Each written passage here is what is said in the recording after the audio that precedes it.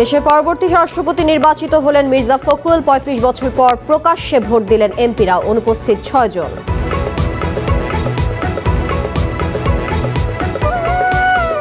সংসদীয় ব্যবস্থায় রাষ্ট্রপতির ক্ষমতা সীমিত হলেও সংকটে তিনিই ভরসা। যে কোনো বিষয় বিবেচনার জন্য পাঠাতে পারেন মন্ত্রিসভায়। ৭১-এর ভূমিকার জন্য জামায়াত নিষিদ্ধের দাবি নূরের শিবির লেজুর বৃত্তির রাজনীতি অস্বীকার করলেও মানতে নারাজ অন্যান্য ছাত্র সংগঠন। প্রধানমন্ত্রী সফরের অপেক্ষায় দিল্লি, ত্রিবেদীর সাথে সাক্ষাৎ শেষে জানালেন স্বাস্থ্যমন্ত্রী। কলকাতায় বাংলাদেশি নিহতের ঘটনায় সহযোগিতার আশ্বাস। এবং জ্বালানি সংকট মোকাবেলায় রাজধানীতে নামছে বৈদ্যুতিক বাস, সফল বাস্তবায়নের প্রয়োজন। সড়কে শৃঙ্খলা ও পর্যাপ্ত চার্জিং স্টেশন।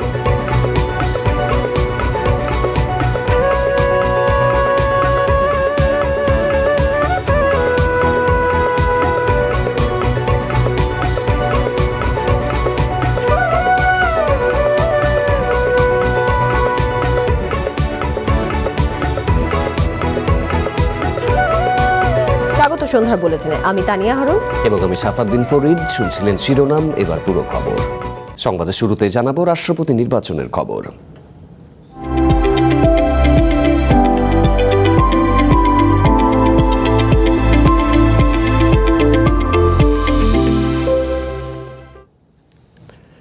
দেশের ২৩তম রাষ্ট্রপতি নির্বাচিত হলেন বিএনপির মির্জা ফখরুল ইসলাম আলমগীর। বিকেলে জাতীয় সংসদে অনুষ্ঠিত নির্বাচনে বিরোধী জোটের প্রার্থী অলি আহমদকে ১৬৭ ভোটে হারিয়েছেন তিনি। কাস্টিং ৩৪৩ ভোটের মধ্যে মির্জা ফখরুল পেয়েছেন ২৫৫ ভোট আর অলি আহমদ পেয়েছেন ৮৮টি ভোট। এর আগে উন্মুক্ত ব্যালটে ৩ ঘণ্টার ভোটাভুটি অনুষ্ঠিত হয়। ভোট বৈতরণী পার হয়ে রাজপথ থেকে বঙ্গভবনের পথে পা বাড়ালেন মির্জা ফখরুল ইসলাম আলমগীর। এক অন্যরকম নির্বাচন। ভোট কেন্দ্রের বাইরে পোস্টার নেই, ভোট চেয়ে প্রতিদ্বন্দ্বী প্রার্থীর কর্মী সমর্থকদের স্লোগান কিংবা উত্তেজনা নেই। ফলাফল নিয়েও এতটুকু দুশ্চিন্তা শঙ্কা নেই, সবই কেবল নিয়ম রক্ষা। সম্মানিত ভোটার, মাননীয় সংসদ সদস্যবৃন্দ, ভিন্ন আবহের নিরুত্তাপ সেই ভোটের সাক্ষী হলো জাতীয় সংসদ ভবন। ১৯৯১ সালের পর আরও একবার সংসদ সদস্যদের ভোটে রাষ্ট্রপতি নির্বাচন। দুপুর ২টায় সংসদের অধিবেশন কক্ষে শুরু হয় নির্বাচন। বিএনপির প্রার্থী মির্জা ফখরুল ইসলাম আলমগীর, বিরোধী জোটের অলি আহমদ। শুরুতেই ভোট দেন ভারপ্রাপ্ত রাষ্ট্রপতি হাফিজউদ্দিন আহমদ, তারপর প্রধানমন্ত্রী ও জাতীয় সংসদের ভারপ্রাপ্ত স্পিকার, একে একে অন্য সংসদ সদস্যরা। উন্মুক্ত ব্যালটে অনুষ্ঠিত হয় এই ভোট। সংবিধানের ৭০ অনুচ্ছেদের বাধ্যবাধকতায় নিজ দলের প্রার্থীর বাইরে অন্য কাউকে ভোট দেওয়ার সুযোগ ছিল না। রাষ্ট্রপতি পদে মির্জা ফখরুলের জয় অবধারিতই ছিল। ভোট গণনা শেষে বিকেলে অধিবেশন কক্ষেই ফলাফল ঘোষণা করেন প্রধান নির্বাচন কমিশনার এএমএম নাসির উদ্দিন। ঘোষিত ফলাফল অনুযায়ী ৩৪৯ ভোটের মধ্যে মির্জা ফখরুল ইসলাম আলমগীর পেয়েছেন ২৫৫ ভোট, জামায়াত নেতৃত্বাধীন ১১ দলীয় ঐক্যের অলি আহমদ ৮৮ ভোট। সর্বোচ্চ সংখ্যক ভোটপ্রাপ্ত হওয়ায় রাষ্ট্রপতি পদে যথাযথভাবে নির্বাচিত হয়েছেন।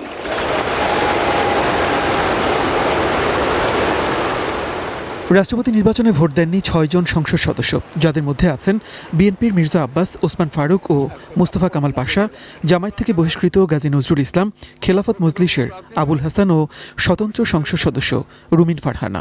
তাৎক্ষণিক প্রতিক্রিয়ায় এই জয়কে প্রতিযোগিতামূলক গণতন্ত্রের জন্য দারুণ সূচনা বলে দাবি করেছে বিএনপি। পরাজয় নিশ্চিত জেনেও রাষ্ট্রপতি নির্বাচনে প্রার্থী দেয়ায় বিরোধীদের ধন্যবাদ দিয়েছে দলটি।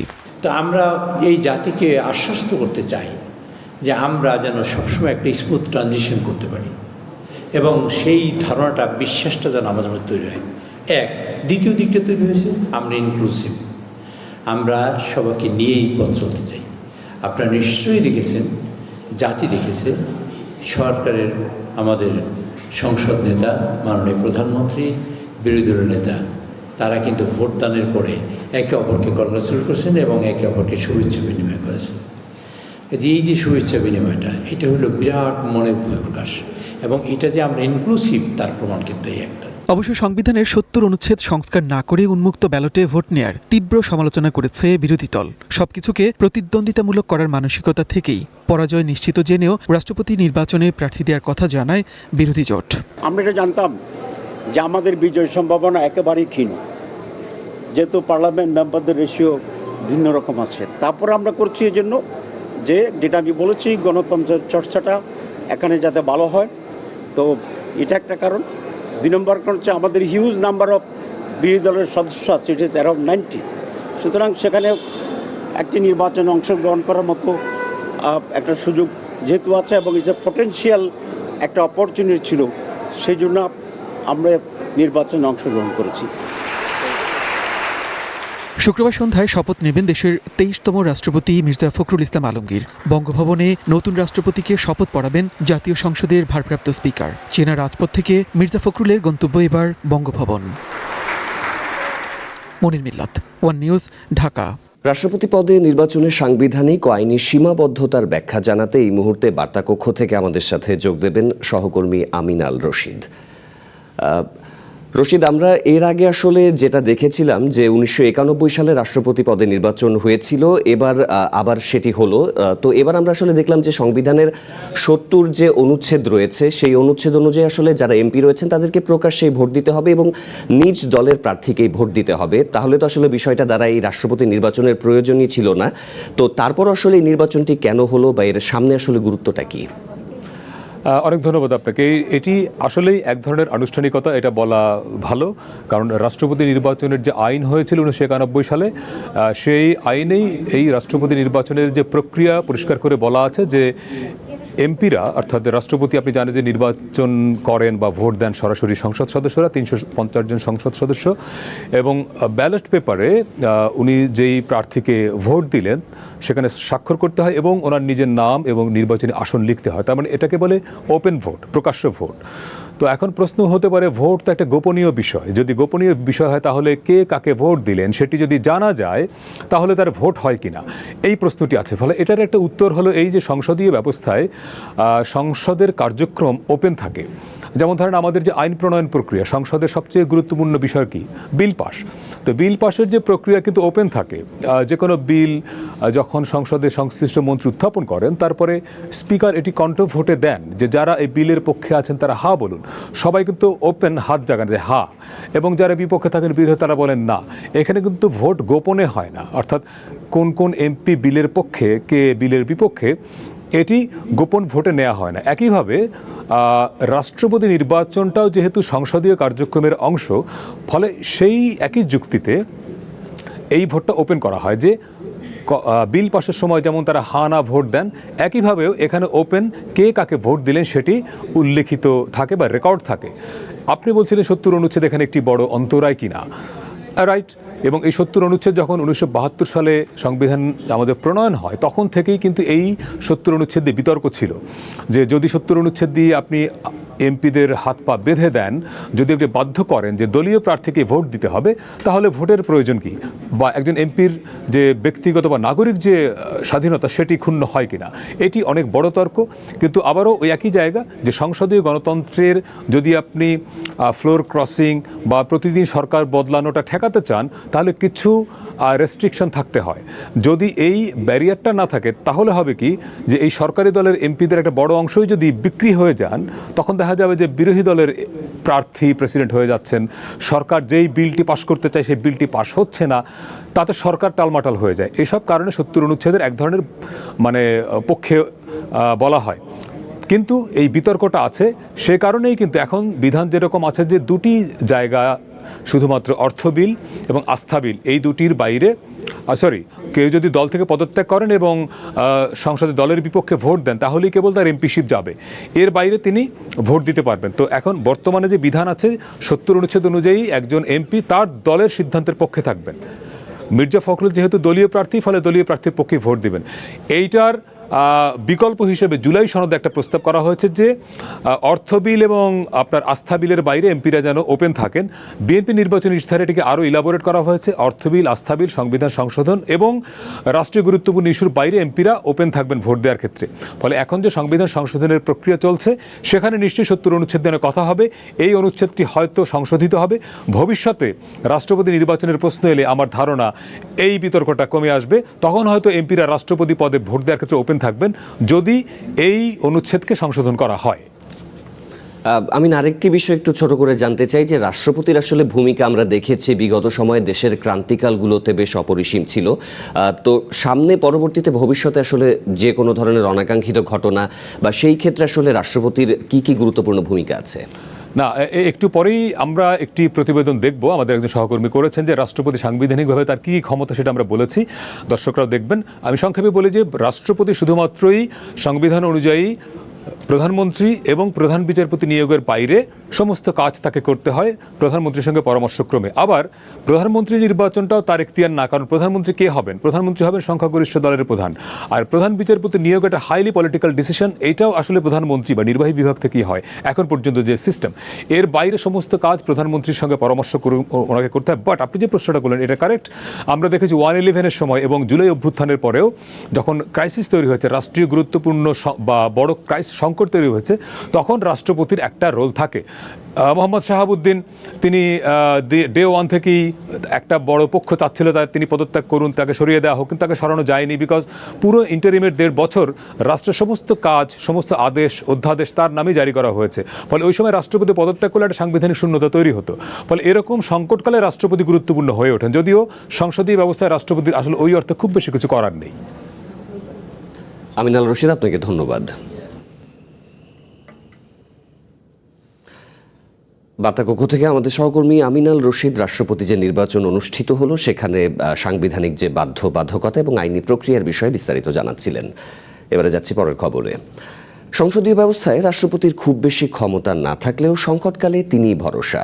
2007 সালে 111 সরকার এবং 24-এর গণ অভ্যুত্থানে আওয়ামী লীগের পতনের পর রাষ্ট্রপতির চেয়ারটি বেশ গুরুত্বপূর্ণ হয়ে ওঠে। আবার নিজে পদত্যাগ না করলে রাষ্ট্রপতিকে সংসদে অভিশংসনের মাধ্যমে সরিয়ে দেওয়া বেশ কঠিন। তাছাড়া সংবিধানও বলছে দায়িত্ব থাকাকালে রাষ্ট্রপতির বিরুদ্ধে কোনো আইনি ব্যবস্থা নেওয়া যাবে না। রাষ্ট্রের সর্বোচ্চ সাংবিধানিক পদ রাষ্ট্রপতি। সংসদীয় ব্যবস্থায় তার ক্ষমতা সীমিত হলেও সংবিধান অনুযায়ী তার অবস্থান রাষ্ট্রের সকল নাগরিকের ঊর্ধ্বে। মূলত তার নামেই রাষ্ট্রের আনুষ্ঠানিক কার্যক্রম পরিচালিত হয়। বাংলাদেশের সংবিধান অনুযায়ী প্রধানমন্ত্রী ও প্রধান বিচারপতি নিয়োগ ছাড়া বাকি সব কাজই রাষ্ট্রপতিকে প্রধানমন্ত্রীর পরামর্শ নিয়ে করতে হয়। যদিও নির্বাচনে বিজয়ী সংখ্যাগরিষ্ঠ দলের প্রধানই যে প্রধানমন্ত্রী হবেন সেটি অবধারিত, ফলে এক্ষেত্রে রাষ্ট্রপতির কিছু করার নেই। তবে কোনো দল একক সংখ্যাগরিষ্ঠতা না পেলে কে সরকার গঠন করতে পারবেন সে বিষয়ে রাষ্ট্রপতির সাংবিধানিক ভূমিকা গুরুত্বপূর্ণ হয়ে ওঠে। অন্যদিকে প্রধান বিচারপতি নিয়োগের ক্ষেত্রেও রাষ্ট্রপতি কতটা স্বাধীন থাকতে পারেন সেটি বড় প্রশ্ন। রাষ্ট্রপতির অন্যতম গুরুত্বপূর্ণ ক্ষমতা হল দণ্ড মওকুফ বা কমানোর ক্ষমতা। সংবিধানের 49 অনুচ্ছেদ অনুযায়ী কোনো আদালত, ট্রাইব্যুনাল বা অন্য কোনো কর্তৃপক্ষের দেওয়া দণ্ড রাষ্ট্রপতি মার্জনা, স্থগিত, হ্রাস বা মওকুফ করতে পারেন। সংবিধানের 48-এর 5 অনুচ্ছেদ অনুযায়ী যে কোনো বিষয় বিবেচনার জন্য মন্ত্রিসভায় পাঠাতে পারেন। রাষ্ট্রপতির পদটির আরেকটি বিশেষ বৈশিষ্ট্য হল সাংবিধানিক দায়মুক্তি। দায়িত্ব পালনের ক্ষেত্রে রাষ্ট্রপতিকে কোনো আদালতে জবাবদিহি করতে হয় না। একাদিক্রমে হোক বা না হোক 2 মেয়াদের বেশি কেউ রাষ্ট্রপতির পদে অধিষ্ঠিত থাকতে পারেন না। যদিও রাষ্ট্রপতিকে অপসারণের প্রক্রিয়াটি বেশ জটিল, এজন্য সংসদে অভিশংসন প্রস্তাব আনতে হয়। যে কারণে অতীতে দেখা গেছে রাষ্ট্রপতির সঙ্গে সরকারের বিরোধিতা হলে তিনি পদত্যাগ করেন, অর্থাৎ পদত্যাগে বাধ্য করা হয়। এমন অভিযোগ বেশ পুরনো।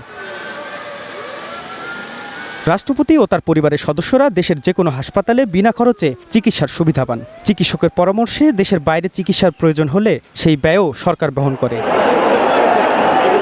সংসদীয় ব্যবস্থায় রাষ্ট্রপতির পদটি খুব বেশি গুরুত্বপূর্ণ না হলেও দেশে রাজনৈতিক অস্থিরতা তৈরি হলে বা সাংবিধানিক সংকট দেখা দিলে তিনি গুরুত্বপূর্ণ হয়ে ওঠেন।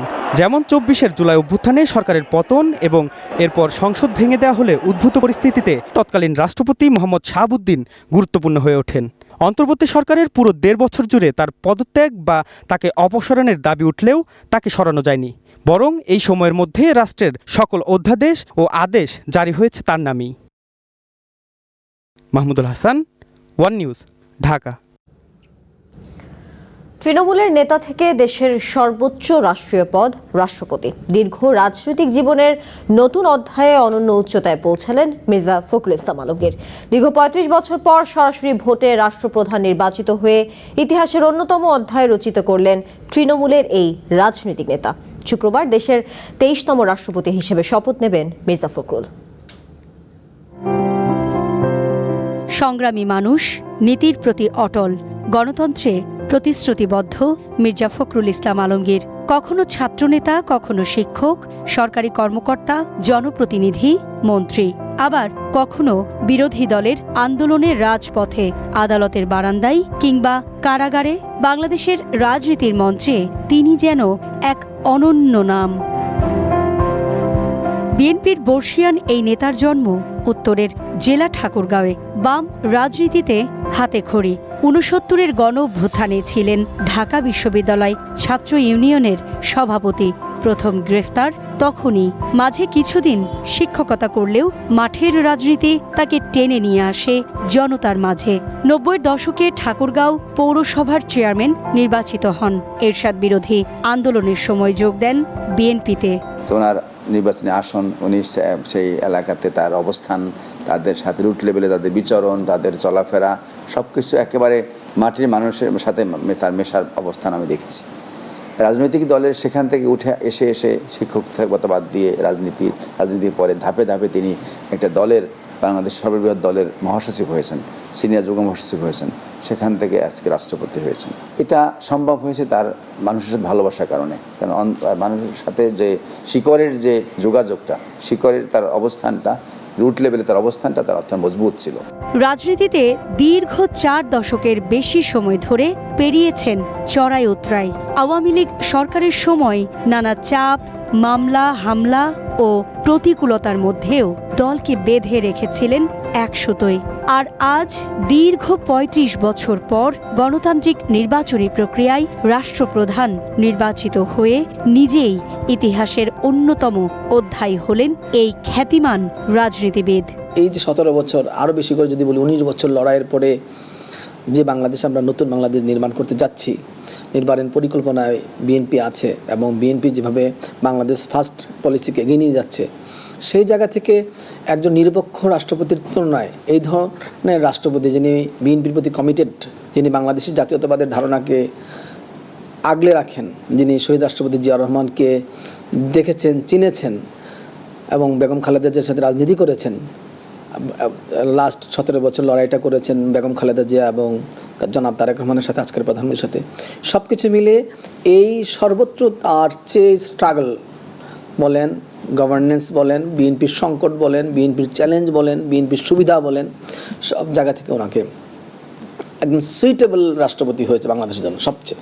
এবং শুক্রবার শপথ নেবেন দেশের ২৩তম রাষ্ট্রপ্রধান মির্জা ফখরুল ইসলাম আলমগীর।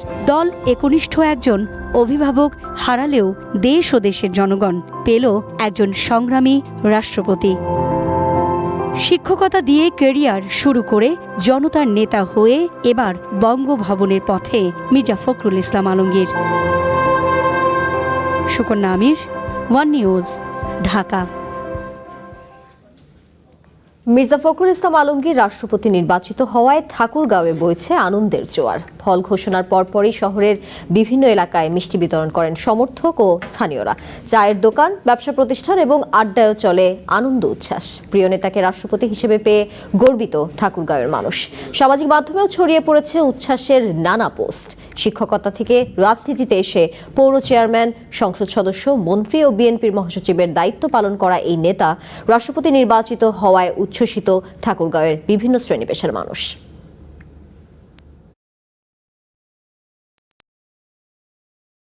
আমরা ঠাকুরগাঁওর মানুষ রাষ্ট্রপতি হিসাবে জনাব মির্জা ফখরুল ইসলাম আলমগীরকে পাচ্ছি। আমরা ঠাকুরগাঁওর মানুষ গর্বিত। তার নিজের যোগ্যতা এবং গ্রহণযোগ্যতা এমনভাবে তৈরি করে একদম সারা বাংলাদেশকে রিপ্রেজেন্টেটিভ করে সে আজকে মহাসচিব থেকে আজকে রাষ্ট্রপতি হচ্ছেন। আমরা ঠাকুরগাঁওবাসী অনেক আনন্দিত। আলমগীর সাথে আমাদের এই ঠাকুরের প্রথম প্রেসিডেন্ট, 100 বছরই আমরা এই প্রেসিডেন্ট পদ আর পাবো না। এটাই প্রথম, এটাই শেষ। স্থানীয় সরকার মন্ত্রী হওয়ার পর মহাসচিব থেকে উনি মহামান্য রাষ্ট্রপতি হলেন। আমরা অত্যন্ত আনন্দিত, অত্যন্ত গর্বিত এবং আমরা আনন্দে অভিভূত। এদিকে বিএনপি স্থায়ী কমিটির সদস্য রুহুল কবির রিজভীকে দলের ভারপ্রাপ্ত মহাসচিব করা হয়েছে। বিএনপির কেন্দ্রীয় কার্যালয় থেকে পাঠানো সংবাদ বিজ্ঞপ্তিতে জানানো হয় এই তথ্য। বিজ্ঞপ্তিতে বলা হয়েছে, দলের গঠনতন্ত্র অনুযায়ী বিএনপির জাতীয় স্থায়ী কমিটির সদস্য রুহুল কবির রিজভীকে বাংলাদেশ জাতীয়তাবাদী দলের ভারপ্রাপ্ত মহাসচিব হিসেবে মনোনীত করা হয়েছে। এই মনোনয়ন অবিলম্বে কার্যকর হবে। সম্প্রতি রাষ্ট্রপতি প্রার্থী হতে বিএনপির মহাসচিব পদ থেকে পদত্যাগ করেন মির্জা ফখরুল ইসলাম আলমগীর। এরপর থেকে দলটির মহাসচিব পদটি শূন্য ছিল।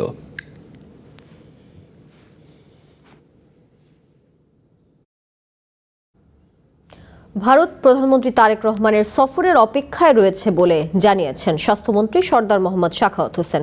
সচিবালয়ে ভারতীয় হাই কমিশনারের সাথে বৈঠক শেষে সাংবাদিকদের তিনি একথা জানান। কলকাতায় আবাসিক হোটেলে অগ্নিকাণ্ডে 7 বাংলাদেশি নিহতের ঘটনায় দুঃখ প্রকাশ করে দীনেশ ত্রিবেদী বলেন, এ বিষয়ে যা যা করা দরকার সবই করা হবে।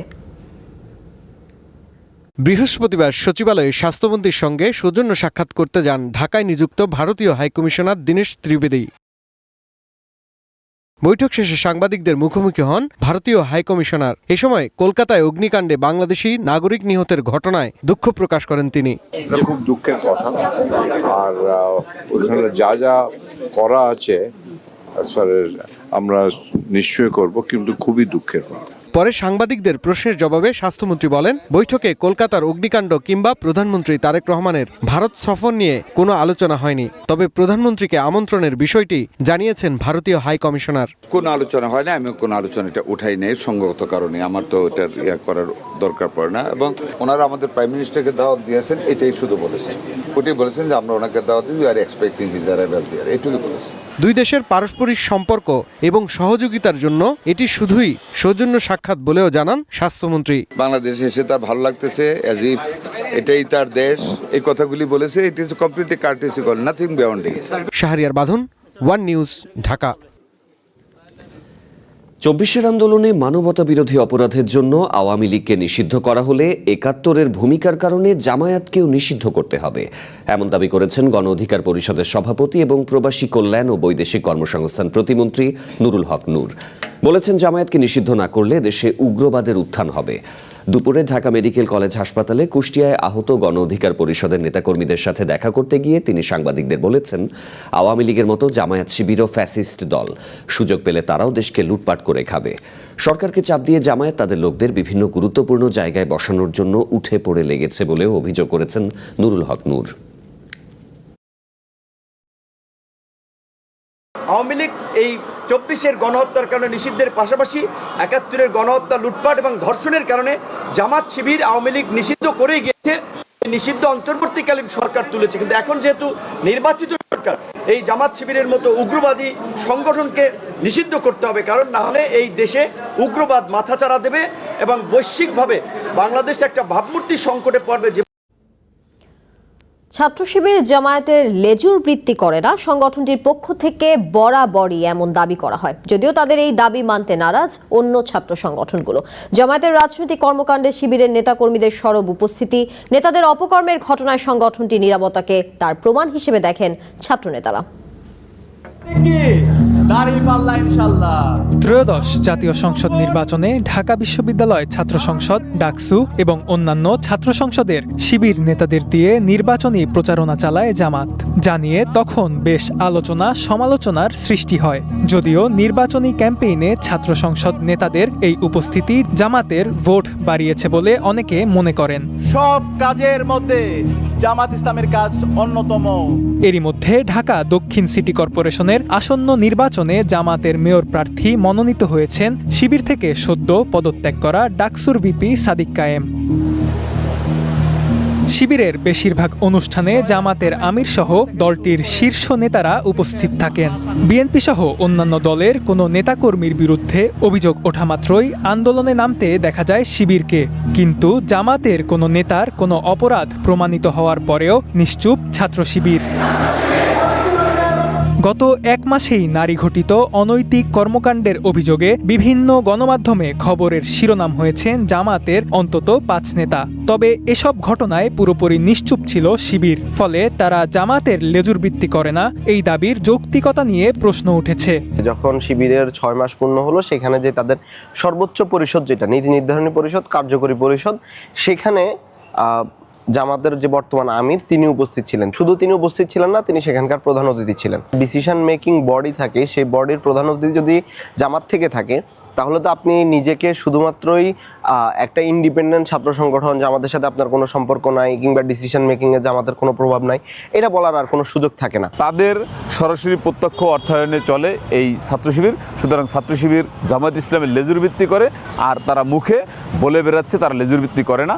এটা মূলত এক ধরনের মুনাফিকি, মুখে বলে এক, কাজে করে আরেক। অবশ্য শিবির দাবি করছে জামাতের সাথে তাদের সম্পর্ক আদর্শিক, কোনো রাজনৈতিক এজেন্ডা বাস্তবায়নে তারা কাজ করে না। আমরা কখনো এই ক্যাম্পাসে এসে কোনো মাদার পার্টির এজেন্ডা বাস্তবায়ন করার চেষ্টা করি কোনো দলেরই না। আমরা বড় শিক্ষার্থীদের জন্য কাজ করেছি। আমি মনে করি যে ছাত্র শিবিরের স্ট্রাকচার কোনো মাদার পার্টি বা কোনো ধরনের পার্টিকে আলাদা করে কোনো সুযোগ সুবিধা দেয় না, এবং সিদ্ধান্ত গ্রহণের যে স্বাতন্ত্র্য, সেই স্বাতন্ত্র্য ছাত্র শিবিরের আছে বলেই ছাত্র শিবির নিজেকে স্বতন্ত্র দাবি করতে পারে এবং লেজুরবৃত্তিহীন দাবি করতে পারে।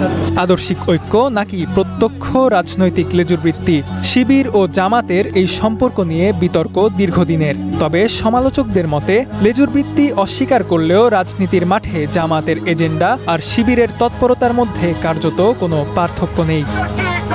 Rifat রিসান, one news, Dhaka. সন্ধ্যার বুলেটিনের সময় হলো বিরতির। আবারও স্বাগত সন্ধ্যার বুলেটিনে। যাচ্ছি পরের খবরে। আগামী 3 মাসের মধ্যে রাজধানীর সড়কে নামতে যাচ্ছে 200টি বৈদ্যুতিক বাস।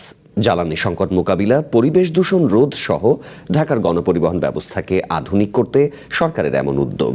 এই খাত সংশ্লিষ্টরা বলছেন এর সফল বাস্তবায়নে প্রয়োজন সড়কে শৃঙ্খলা, পর্যাপ্ত চার্জিং স্টেশন এবং দীর্ঘমেয়াদী পরিকল্পনা। ব্যস্ত শহরে নাগরিকের নিত্যদিনের ছুটে চলা, অফিস, বিশ্ববিদ্যালয় কিংবা জীবিকার তাগিদ, লাখ লাখ মানুষের অবলম্বন গণপরিবহন। যদিও প্রতিদিনের এই যাত্রা মোটেও সুখকর নয়। যানজট, কালো ধোয়া, ভিড় আর অনিরাপদ যাত্রা নাগরিক জীবনকে অসহনীয় করে তুলছে। সদরঘাট যাইতে হেঁটে গেলে 16 মিনিট সময় লাগে, আর বাসে গেলে 1 ঘন্টা লাগে। এখন প্রেগনেন্ট অবস্থায় দেখা যাচ্ছে কি আমার আসার সময় যাওয়ার সময় ঠিকমতো যেতে পারছি না, দাঁড়িয়ে যেতে হচ্ছে। এই চেনা গল্পের মাঝেই এবার নতুন স্বপ্ন দেখছে রাজধানীর মানুষ। ফিটনেসবিহীন গাড়ি আর অনিরাপদ যাত্রাকে বিদায় জানাতে আসছে 200টি বৈদ্যুতিক গাড়ি। সবকিছু ঠিক থাকলে আগামী 3 মাসের মধ্যে দেখা যাবে ঢাকার রাস্তায়। এসব বাসের মধ্যে 100টি শুধুমাত্র নারীদের জন্য। আধুনিক এই যান নিয়ে যাত্রীদের প্রত্যাশার পারদ তুঙ্গে। আমাদের জ্বালানি, বিদ্যুৎ তো সব কিছুতেই সাশ্রয়ী হবে। এই লোকাল বাস থেকে যদি ওইটা হচ্ছে বেটার অপরচুনিটি দেয়, সো হচ্ছে 2 টাকা বেশি গেলে হচ্ছে মানুষ চড়বে। বৈদ্যুতিক বাস চালু হলে শুধু কালো ধোঁয়া নয়, কমবে শব্দ দূষণও। ডিজেল চালিত বাসের তুলনায় ইঞ্জিনের শব্দ কম ও উন্নত সাসপেনশনের সুবাদে যাত্রা হবে আরামদায়ক। সরকার যে বাস নামাবে সিটি বাস, সেটার উদ্যোগ নিয়েছে। আমি বলি ইট ইজ ভেরি পজিটিভ, সময়োপযোগী, বাট সময়ের ব্যাপার। সব কিছু মার্কেটিং করা এবং এটা বাজারজাত করা এবং এটা আস্তে আস্তে পপুলার করা সময়ের ব্যাপার। কিন্তু প্রশ্ন হলো, এই নতুন বাসগুলোকে স্বাগত জানাতে কতটা প্রস্তুত ঢাকার সড়ক? সব মিলিয়ে সরকার সড়কে শৃঙ্খলা আনতে ব্যর্থ হলে শুধু আধুনিক বৈদ্যুতিক গাড়ি নয়, গণপরিবহনে জনবান্ধব যে কোনো উদ্যোগই ব্যর্থ হওয়ার শঙ্কা বিশেষজ্ঞদের। হঠাৎ করে শুধুমাত্র কিছু বাস এনে বাসের জন্য আলাদা লেন না করে, বাসের স্টপেজগুলো ঠিক না করে, পদচারী বান্ধব, অর্থাৎ বাস থেকে নেমে তো আমার কর্মস্থল পর্যন্ত পৌঁছতে হবে, বাস থেকে তো সরাসরি ঘরে পৌঁছানো যায় না। তার মানে এই যে মাল্টি মোডালিটি, একটার সাথে আরেকটা সম্পর্কযুক্ত তার যে পরিবহন ব্যবস্থা, সেই পুরো ব্যবস্থাপনার অংশই হলো এই আমদানি। পরিবহন ও ইভি খাতের উদ্যোক্তারা বলছেন, শুধু বাস নামালেই হবে না, এর সঙ্গে নিশ্চিত করতে হবে প্রয়োজনীয় অবকাঠামো ও দীর্ঘমেয়াদী পরিকল্পনা। আগামী 5 বছরে কতগুলো বাস আমি নামাবো, কি রুটে নামাবো, কোন টাকা, কত টাকা কে চার্জ করতে পারবে, এবং ওই ব্যবসায়ীর চেয়ারে বসে পলিসি করতে হবে। এইটাকে একটা complete A to Z plan করতে হবে, আর প্রাইভেট সেক্টর ছাড়া ইম্পসিবল। এইটা বোঝানোর অর্থটা হলো আপনাকে দীর্ঘমেয়াদী প্ল্যান করতে হবে। ধোঁয়াহীন ও পরিবেশ বান্ধব বাসের স্বপ্ন দেখছে ঢাকা। এখন সেই স্বপ্নকে বাস্তবে রূপ দিতে প্রয়োজন পরিকল্পিত রুট, পর্যাপ্ত চার্জিং অবকাঠামো, পুরনো পরিবহন ব্যবস্থার সংস্কার এবং সরকারি বেসরকারি সমন্বয়। প্রতিদিন ঢাকার রাস্তায় লাখো মানুষের যাতায়াত, যেখানে যানজট, গাড়ির কালো ধোঁয়া আর শব্দ দূষণ তাদের নিত্যদিনকার সঙ্গী। তবে এই চিত্র বদলাতে পারে ইলেকট্রিক বাসের হাত ধরেই। ইলেকট্রিক বাসের উদ্যোগ সফল হলে সাধারণ মানুষের যাতায়াত হতে পারে আরামদায়ক, স্বস্তিমূলক আর অনেকটাই নিরাপদ। তনিমা ইসলাম, ওয়ান বিজনেস, ঢাকা। প্রধানমন্ত্রীর সাক্ষাৎ চান আওয়ামী লীগের আমলে বিভিন্ন কারণে চাকরিচ্যুত পুলিশ সদস্যরা। চাকরি ফেরতের দাবি জানাচ্ছেন তারা। জাতীয় প্রেস ক্লাবের সামনে টানা অবস্থান কর্মসূচি থেকে তারা এই দাবি জানান। তাদের অভিযোগ, আওয়ামী লীগ সরকার রাজনৈতিক সহ নানা কারণে ১৫০০-এর বেশি পুলিশ সদস্যকে চাকরিচ্যুত করেছে। তারা এখন পরিবার পরিজন নিয়ে মানবেতর জীবনযাপন করছেন। অন্তর্বর্তীকালীন সরকার চাকরি ফেরতের আশ্বাস দিলেও তা পূরণ করেনি। তাই বর্তমান নির্বাচিত সরকারের কাছে তারা চাকরি ফেরতের আবেদন জানিয়েছেন। বলেছেন, প্রধানমন্ত্রী সাক্ষাৎ এবং চাকরি ফেরত না পাওয়া পর্যন্ত তারা সড়কেই অবস্থান করবেন।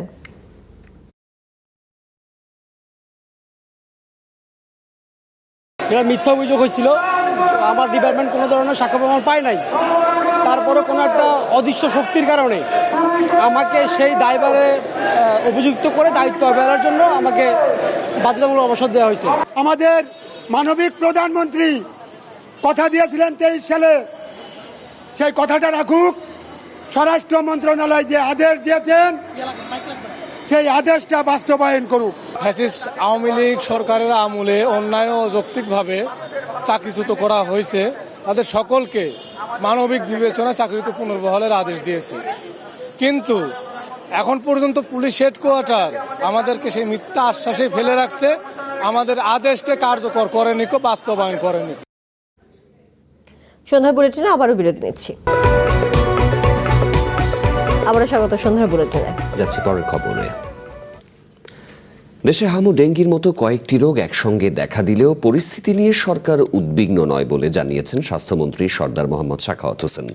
সকালে ডিএসসিসি নগর ভবনে প্রিভেন্টিভ ওরাল কলেরা ভ্যাকসিনেশন ক্যাম্পেইনের উদ্বোধনী অনুষ্ঠানে তিনি বলেছেন, ডেঙ্গু পরিস্থিতি নিয়ন্ত্রণে সব ধরনের প্রস্তুতি রয়েছে। পাশাপাশি মাঠ পর্যায়ে নেওয়া জোরালো পদক্ষেপের কারণে আগামী 2 থেকে 3 মাসের মধ্যে হাম পরিস্থিতিও নিয়ন্ত্রণে আসবে বলে আশাবাদ ব্যক্ত করেন মন্ত্রী। একই অনুষ্ঠানে ঢাকা দক্ষিণ সিটি কর্পোরেশনের প্রশাসক জানিয়েছেন, কামরাঙ্গীর চর ও গ্যান্টারিয়া সহ বেশ কয়েকটি ঝুঁকিপূর্ণ এলাকা প্রিভেন্টিভ ওরাল কলেরা ভ্যাকসিনেশনের আওতায় আনা হবে।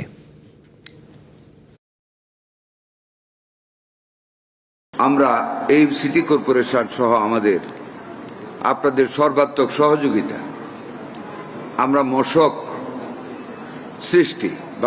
সৃষ্টির ক্ষেত্র অনেকটা কন্ট্রোলে আনতে পেরেছি। এটা আমার কথা নয়, ঢাকা শহরের মানুষরা বলে যে এবার মশার আক্রমণ কম।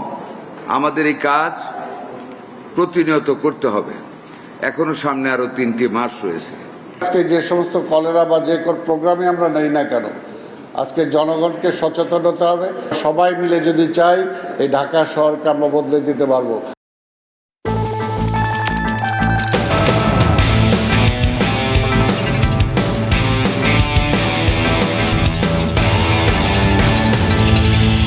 পূবালী ব্যাংক পিএলসির অঞ্চল ও কর্পোরেট শাখা প্রধানদের তৃতীয় ব্যবসায়িক সম্মেলন অনুষ্ঠিত হয়েছে। প্রধান কার্যালয়ে অনুষ্ঠিত এই সম্মেলনে সকল অঞ্চল প্রধান, কর্পোরেট শাখা প্রধান এবং সকল বিভাগ প্রধান ও নির্বাহীরা এতে অংশ নেন।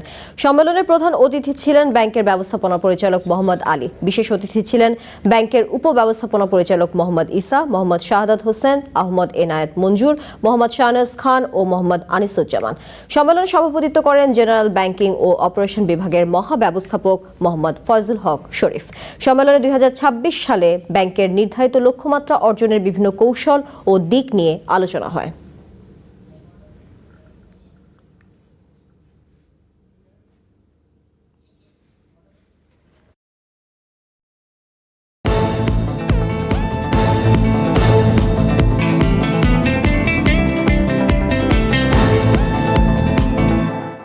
শিক্ষা, স্বাস্থ্য, যানবাহন সহ সমাজের সব ক্ষেত্রে প্রতিবন্ধীদের সর্বোচ্চ সেবা ও সুযোগ নিশ্চিত করতে সরকার কাজ করছে বলে জানিয়েছেন স্বাস্থ্য প্রতিমন্ত্রী ডক্টর এম এ মুহিত। দুপুরে সচিবালয়ে প্রতিবন্ধী অধিকার ও সেবা সুরক্ষা বিষয়ক স্টিয়ারিং কমিটির বৈঠকে তিনি বলেন, প্রতিবন্ধীদের জন্য চ্যারিটি নয় বরং তাদের অধিকার বাস্তবায়ন করা জরুরি। এই সময় সমাজ কল্যাণ প্রতিমন্ত্রী ফারজানা শারমিন বলেন, প্রতিবন্ধী মানুষের সর্বোচ্চ সামাজিক মর্যাদা নিশ্চিত করতে কাজ করছে সরকার। 2 দফা দাবিতে মানববন্ধন করেছে ম্যাথস শিক্ষার্থীরা। দুপুরে জাতীয় প্রেস ক্লাবের সামনে সাধারণ ম্যাথস শিক্ষার্থী ঐক্য পরিষদের ব্যানারে এই মানববন্ধন করা হয়। স্থগিত 9টি সরকারি ম্যাথসে পুনরায় ভর্তি কার্যক্রম চালুর পাশাপাশি জনগণের দোরগোড়ায় স্বাস্থ্যসেবা পৌঁছে দিতে কমিউনিটি ক্লিনিকে প্রয়োজনীয় নতুন পদ সৃষ্টির দাবি জানান তারা। জরুরি ভিত্তিতে গ্যাস, বিদ্যুৎ ও জ্বালানি সংকট সমাধান করে নিয়মিত মজুরি প্রদান, কর্মসংস্থান ও উৎপাদন ব্যবস্থা নিশ্চিতের দাবিতে বিক্ষোভ মিছিল ও সমাবেশ করেছে বাংলাদেশ গার্মেন্টস ও সোয়েটার শ্রমিক ট্রেড ইউনিয়ন কেন্দ্র। সকালে জাতীয় প্রেস ক্লাবের সামনে এই কর্মসূচি পালন করে সংগঠনটি। এ সময় বক্তারা বলেন, ক্রমবর্ধমান জীবনযাত্রার ব্যয়, মূল্যস্ফীতি ও নিত্য প্রয়োজনীয় পণ্যের লাগামহীন মূল্যবৃদ্ধির বিপরীতে বর্তমানে 12,500 টাকা নিম্নতম মজুরি দিয়ে একজন পোশাক শ্রমিকের নিজের ও পরিবারের ন্যূনতম প্রয়োজন মেটানো কঠিন হয়ে পড়েছে। অত্যাবশ্যকীয় ওষুধের তালিকা ও মূল্য নির্ধারণ পদ্ধতি বাতিলের সিদ্ধান্ত ভুল ও অযৌক্তিক বলে জানিয়েছে এবি পার্টি। দুপুরে বিজয়নগরে সংবাদ সম্মেলনে দলটির সাধারণ সম্পাদক ব্যারিস্টার আসাদুজ্জামান ফুয়াদ বলেন, এতে করে একটি মহলের স্বার্থ হাসিলের সুযোগ করে দিয়েছে সরকার।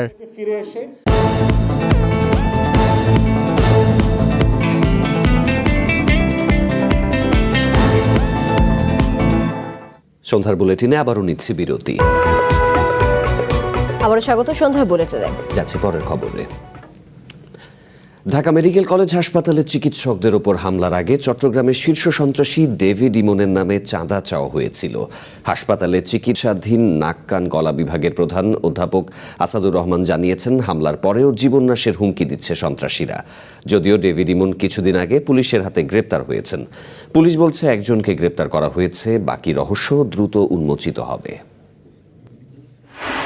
গেল 17 আগস্ট রাজধানীর শান্তিনগরের পপুলার ডায়াগনস্টিক সেন্টারের চেম্বার থেকে বাসার উদ্দেশ্যে বের হন 55 বছর বয়সী চিকিৎসক আসাদুর রহমান। সিসিটিভি ফুটেজে দেখা যায় রাত 11টার দিকে শান্তিনগর এলাকার পপুলার ডায়াগনস্টিক সেন্টারের সামনের রাস্তায় চলন্ত সিএনজি অটোরিকশা থামায় 3 জন যুবক। তারা আসাদুর রহমানের মাথায়, মুখে ও চোখে আঘাত করে। রক্তাক্ত অবস্থায় তাকে ঢাকা মেডিকেল কলেজে হাসপাতালে নেওয়া হয়। তার 2 চোখের অবস্থাই খুবই গুরুতর। এক চোখে কিছুই দেখছেন না, আর অন্যটিতে দৃষ্টিশক্তি ঝাপসা।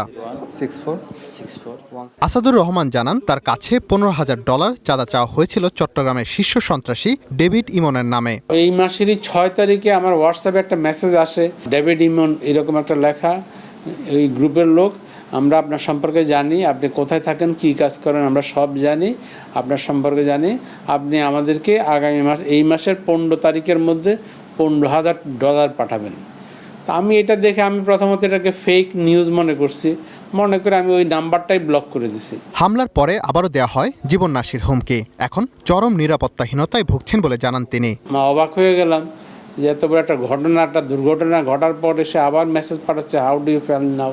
তারপরে ঘন্টাখানেক পরে আবার মেসেজ পাঠাইছে যে do you want to do more mess with us, আমাদের সঙ্গে আরও ঝামেলা করতে চাও। পুলিশকে জানানো হয়, পুলিশের কাছে মামলা করা হয়, মামলা করার পরেও তারা আমাকে হুমকি দিচ্ছে। হামলাকারীদের মধ্যে একজনকে হাতে নাতে ধরা হয়েছে বলে জানান ঢাকা মেট্রোপলিটন পুলিশের অতিরিক্ত উপকমিশনার SM মেহেদি হাসান। সেই সূত্র ধরে এই হামলায় আরও কারা জড়িত রয়েছে তা উন্মোচন করা হবে। গ্রেপ্তারকৃত আসামিকে জিজ্ঞাসাবাদের মাধ্যমে জানা সম্ভব যে আসলে কোনো ধরনের সংগঠিত দল বা কোনো সন্ত্রাসী গোষ্ঠীর ওনার উপর হামলার পেছনে আছে কিনা, বা তার আসল কারণটা উদ্ঘাটন করা সম্ভব হবে। এই যে গ্রেপ্তারকৃত ব্যক্তি, সেই সবচেয়ে বড় ক্লু। যার কথা বললেন, এই নামের কোনো ব্যক্তি বা সন্ত্রাসী গোষ্ঠীর ঢাকা কেন্দ্রিক তৎপরতার খবর এখনো আমাদের কাছে নেই। তবে এই হামলার সঙ্গে শীর্ষ সন্ত্রাসী ডেভিড ইমন বা তার শীর্ষ সন্ত্রাসী দল যুক্ত রয়েছে কিনা সেই বিষয়টি গুরুত্বের সঙ্গে দেখছেন বলে জানান অতিরিক্ত উপকমিশনার। Rakib Hasan, one news, Dhaka.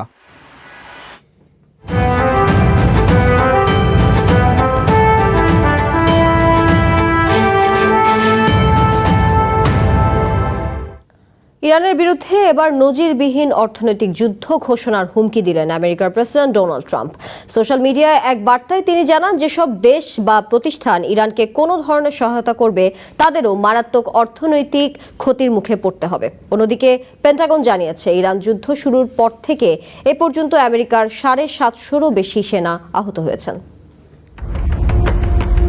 নিজের সামাজিক মাধ্যম ট্রুথ সোশ্যালে দেয়া এক দীর্ঘ পোস্টে আমেরিকার প্রেসিডেন্ট ডোনাল্ড ট্রাম্প ইরানের বিরুদ্ধে কঠোর পদক্ষেপের ঘোষণা দিয়েছেন। ট্রাম্পের দাবি, চুক্তি করার সবচেয়ে বড় সুযোগটা ইরান হাতছাড়া করেছে। তাই এখন থেকে দেশটির ওপর নজিরবিহীন অর্থনৈতিক চাপ ও নিষেধাজ্ঞা আরোপ করা হবে। সতর্ক করে দিয়ে ট্রাম্প জানান, যেসব দেশ, ব্যাংক, ব্যবসা প্রতিষ্ঠান কিংবা বিমানবন্দর ইরানকে যে কোনো উপায়ে সাহায্য করবে তাদের বিরুদ্ধেও কঠিন পদক্ষেপ নেওয়া হবে। সেই সাথে তেলের কেনাবেচা ও আর্থিক লেনদেন অবিলম্বে বন্ধের আহ্বান জানান তিনি। ট্রাম্পের এই অর্থনৈতিক যুদ্ধের ঘোষণাকে চরম ব্যর্থতা হিসেবে আখ্যা দিয়েছে ইরান। এক্সে দেয়া এক পোস্টে দেশটির পররাষ্ট্রমন্ত্রী আব্বাস আরাকচি বলেন, ট্রাম্পের এই তথাকথিত হুমকি আসলে আমেরিকার নিজেদের অর্থনৈতিক সংকট ও আকাশচুম্বী ঋণ থেকে নজর ঘোরানোর কৌশল মাত্র। আমেরিকার এই অর্থনৈতিক সন্ত্রাসবাদ পুরো বিশ্ব অর্থনীতি ও সার্বভৌমত্বের জন্য হুমকি বলেও সতর্ক করেন তিনি। এদিকে সংঘাত শুরুর পর থেকে নিজেদের সামরিক ক্ষয়ক্ষতির নতুন হিসাব দিয়েছে পেন্টাগন। আমেরিকার প্রতিরক্ষা দপ্তরের তথ্যমতে অপারেশন এপিক ফিউরি ও সাম্প্রতিক অভিযানে এ পর্যন্ত 18 জন আমেরিকার সেনা নিহত হয়েছেন। আহত হয়েছেন অন্তত 757 জন। ওয়াশিংটন ও তেহরানের মধ্যকার কূটনৈতিক আলোচনা থমকে থাকায় সামরিক উত্তেজনা কমার কোনো লক্ষণ নেই। বিশেষজ্ঞরা বলছেন, যুদ্ধ দ্রুত শেষ করার পরিবর্তে তেহরানের ওপর দীর্ঘমেয়াদী অর্থনৈতিক চাপ বজায় রাখার কৌশল নিয়েছে হোয়াইট হাউস। এর অংশ হিসেবে ইরানের তেল নেটওয়ার্ক এবং আর্থিক চ্যানেলগুলোতে নতুন নিষেধাজ্ঞা আরোপের প্রস্তুতি চলছে। অন্যদিকে সামরিক যুদ্ধবিরতি শেষ হওয়ার পর তেহরান তাদের সামরিক অবস্থান আরও আক্রমণাত্মক করার ইঙ্গিত দিয়েছে। সুলাইমান সবুজ, ওয়ান ইন্টারন্যাশনাল ডেস্ক। হরমুজকে আমেরিকার ভূখণ্ড দাবি করে মানচিত্র প্রকাশের শোধ নিল ইরান। এবার দেশটির ক্যালিফোর্নিয়া স্টেটকে নিজেদের ভূখণ্ড দাবি করে মানচিত্র প্রকাশ করেছে তেহরান। দেশটির একটি সরকারি সামাজিক মাধ্যম থেকে এই মানচিত্রটি প্রকাশ করা হয়। ক্যালিফোর্নিয়াকে ইরানের নতুন ভূখণ্ড হিসেবে দাবি করেছে ইরানের একটি সরকারি সামাজিক যোগাযোগ মাধ্যম অ্যাকাউন্ট। ইরান ইন হায়দ্রাবাদ নামের অ্যাকাউন্টে প্রকাশিত মানচিত্রে ক্যালিফোর্নিয়াকে নীল রঙে চিহ্নিত করে লেখা হয় ইসলামিক রিপাবলিক অব ইরানের নতুন ভূখণ্ড। হরমুজ প্রণালীকে আমেরিকার নতুন ভূখণ্ড হিসেবে দেখানো প্রেসিডেন্ট ডোনাল্ড ট্রাম্পের একটি পোস্টের এভাবেই পাল্টা জবাব দিয়েছে দেশটি। গত মঙ্গলবার ট্রুথ সোশ্যালে হরমুজ প্রণালীর একটি মানচিত্র প্রকাশ করেন ট্রাম্প। সেখানে জলপথটি নীল বৃত্ত দিয়ে চিহ্নিত করে তার নিচে লেখা হয় আমেরিকার নতুন এলাকা। এর আগে যুদ্ধ শেষ হলে হরমুজ প্রণালীকে আমেরিকার সম্পত্তিতে পরিণত করার কথা বলেছিলেন Donald Trump. Pretty soon I'll be declaring the Hormuz Strait a territory of the United States. পরবর্তীতে হোয়াইট হাউসের পক্ষ থেকেও ট্রাম্পের ওই পোস্টটি এক্সে আবারও প্রকাশ করা হয়। ট্রাম্পের ওই পোস্টের সমালোচনা করেন ইরানের উপপররাষ্ট্রমন্ত্রী কাজেম ঘারিবাবাদি। এক্স বার্তায় বলেন, হরমুজ প্রণালী নিয়ে ট্রাম্পের ভ্রান্ত ধারণা শিগগিরই সংশোধন হবে অথবা ইরানই তা সংশোধন করবে। ইরানি বংশোদ্ভূত আমেরিকার নাগরিকদের বড় একটি অংশের বসবাস আমেরিকার ক্যালিফোর্নিয়া, বিশেষ করে লস অ্যাঞ্জেলেস এলাকায়। ইউসিএল এর সেন্টার ফর নিয়ার ইস্টার্ন স্টাডিজের ইরানিয়ান ডায়াসপোরা ড্যাশবোর্ডের তথ্য অনুযায়ী লস অ্যাঞ্জেলেস কাউন্টিতে আনুমানিক 1,41,000 ইরানি আমেরিকান বসবাস করেন। 1979 সালের ইরানি বিপ্লবের পর দক্ষিণ ক্যালিফোর্নিয়ায় বিরাট এলাকায় বসতি গড়ে তোলে ইরানি অভিবাসী সম্প্রদায়। লস অ্যাঞ্জেলেসের ওয়েস্টউড এলাকা ইরানি প্রবাসীদের অন্যতম প্রধান কেন্দ্রে পরিণত হয়। এলাকাটি অনানুষ্ঠানিকভাবে তেহরানজেলেস নামেও পরিচিত। এ কারণেই হয়তো ক্যালিফোর্নিয়াকে নিজেদের ভূখণ্ড দাবি করে মানচিত্র প্রকাশ করল ইরান। ইসরাত মুক্তি, ওয়ান ইন্টারন্যাশনাল ডেস্ক।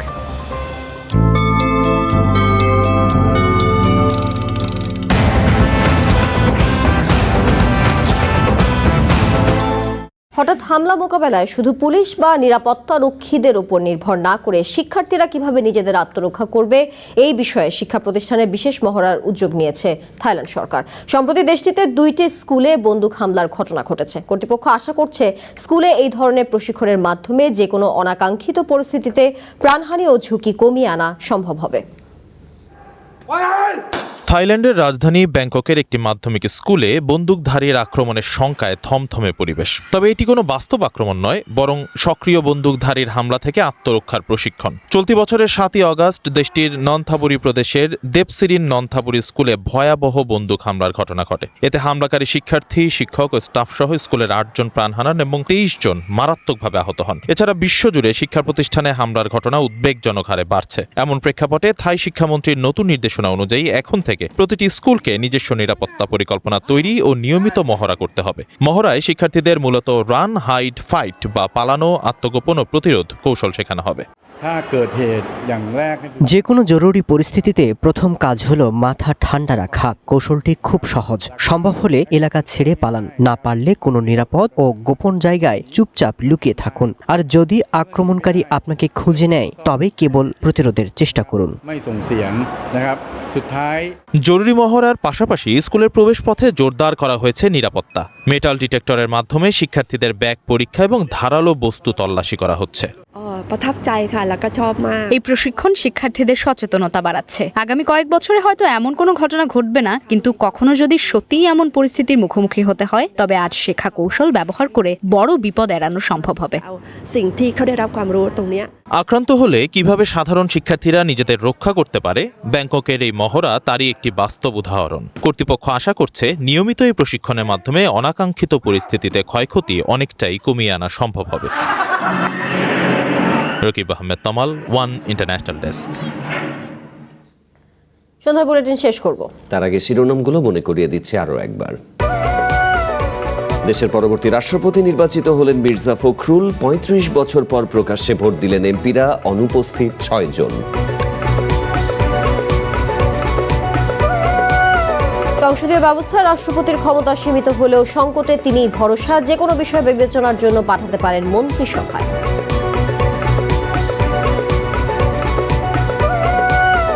একাত্তরের ভূমিকার জন্য জামায়াত নিষিদ্ধের দাবি নূরের। শিবির লেজুর বৃত্তির রাজনীতি অস্বীকার করলেও মানতে নারাজ অন্যান্য ছাত্র সংগঠন। প্রধানমন্ত্রী সফরের অপেক্ষায় দিল্লি, ত্রিবেদীর সঙ্গে সাক্ষাৎ শেষে জানালেন স্বাস্থ্যমন্ত্রী। কলকাতায় বাংলাদেশি নিহতের ঘটনায় সহযোগিতার আশ্বাস।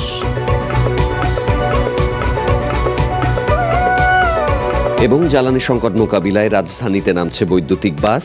সফল বাস্তবায়নে প্রয়োজন সড়কে শৃঙ্খলা ও পর্যাপ্ত চার্জিং স্টেশন।